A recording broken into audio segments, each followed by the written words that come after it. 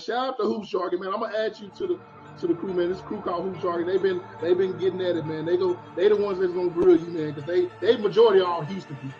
So that's Shout out to Hoop Jordan. Shout out to Hoops Jargon, man.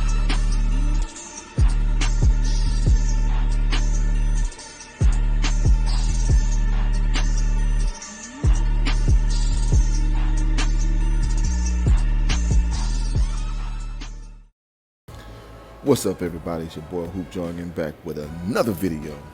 And before we get into content, let me ask you to do the YouTube stuff. If you can like, comment, subscribe, hit the notification bell so you can be abreast to the next Hoop Jargon news we got going.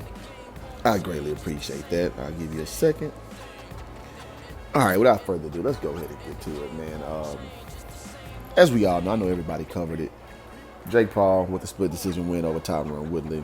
Sunday night captivated most of our attention. Wasn't the most exciting fight we ever saw in our life. I think we all could understand that. There were moments, and with Jake almost hitting the ropes. We all know that those moments occurred. And now he's announced his retirement. I want to say this, man. This dude is a master troll. He is a master troll. Him and his brother, man. Him and Logan. And y'all got to keep y'all head on the swivel, man, because I'm going to tell y'all how this shit going to play out. So you retire, you got 4 fights under your belt.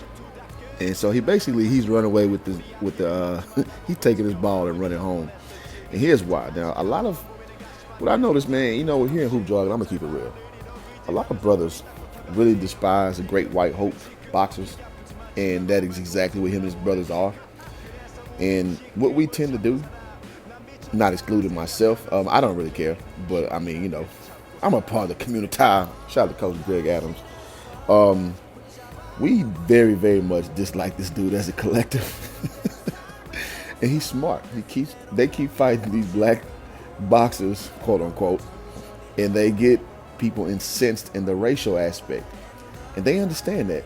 And the funny part is they're like little hip hop culture-ites, meaning they very much embrace those elements that we see in the hip-hop culture with the chains and the tattoos and the hip-hop and all that shit. But they still represent the great white hope. And a lot of black patrons to boxing, they very much disavow that energy. And what you tend to do is when you disavow that type of energy, you care. And when you care enough, you'll pay to watch him get his ass whipped. So why am I bringing all this up? What you're seeing right now is them making the ultimate play, man. Jake Paul, I know, and everybody, the streets know what's up. Everybody's saying, oh, fight a real fighter. As we know, Woodley having martial arts skills. Not necessarily the most formidable opponent we want to see.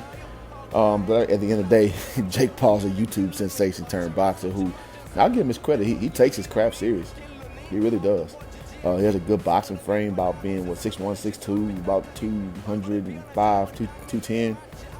He's a big boy in the boxing world, that is. And so, but he understands like what he represents because he's an entertainer, guys. He is an entertainer. Look at the press conference situation that went on with somebody in his camp, black dude, get into it with Woodley's mom. And, I can make a whole video about that.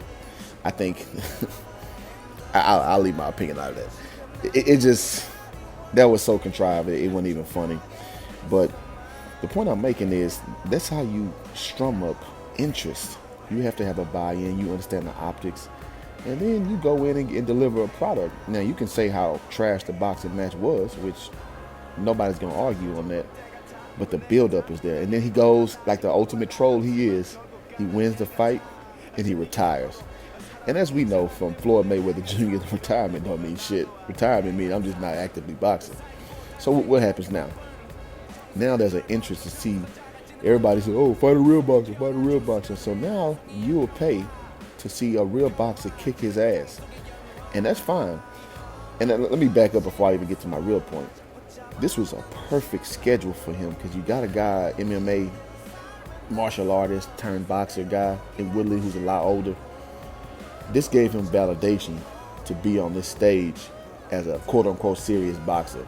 Because I think we all understand the street fight. Woodley can go handle his own. So you can't say he fought a cupcake. You can't say that, but you can't say he fought a professional. Perfect setup. So now you want to see him box a real boxer. You want to see it. Why? Because you want to see him get his ass kicked. Perfect. This is flawless marketing, man. This is flawless marketing. So whether him or Logan get into the ring next, you want to see them get their ass whipped. This build up is, man, I don't know what team they have, but they are playing this perfectly. Because you get people to emote to your brand, whether it's positive or negatively, especially in professional boxing, they will patronize your sport. So y'all talking all this shit right now in the meantime, in between time. But when it comes down to it, when he unretires, which is going to be, I give him a year. He's going to unretire, and he's going to be ready to fight some boxer who's going to take this, take down the Great White Hope. He's going to fight a black dude. You better believe your bottom dollar. Or he's going to fight a Mexican. Or because they have ardent fan bases. And it's going to be something that you're going to want to see, and you're going to pay for it. Mark my words. Hoop Jargon told you first. You're going to pay for it. And you're going to care about it, and you're going to hate. you're gonna do all the marketing for him. The game is cold, man. The game is cold, man. So I just want to get in front of that. Like, this retirement, I'm not buying it. We've seen Conor McGregor retire so many times. It's almost, this is like a ploy to re-garner interest at this point, retiring, quote unquote, instead of just staying in it and just building your record up. This is a whole new strategy, and we got to understand, we're in a new age, guys. We're not in the old school no more. Your promoters aren't necessarily your biggest assets. Now you are your biggest asset. Social media has done that now. So this is just another ploy for me. So I'm looking forward to this brief retirement. And then we'll get back to the real shit, as it were. But that's all I got on this one, man. Until next time, thank y'all for tuning in, man. As always, Hoop Jargon out. Peace.